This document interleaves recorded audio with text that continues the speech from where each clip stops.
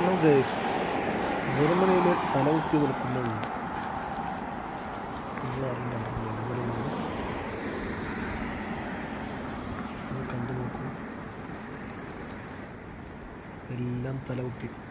ഇവൻ പാർക്കിംഗ് എന്ന് എഴുതിയ ബോർഡടക്കം തലകുത്തിനാണ് നിൽക്കുന്നത്.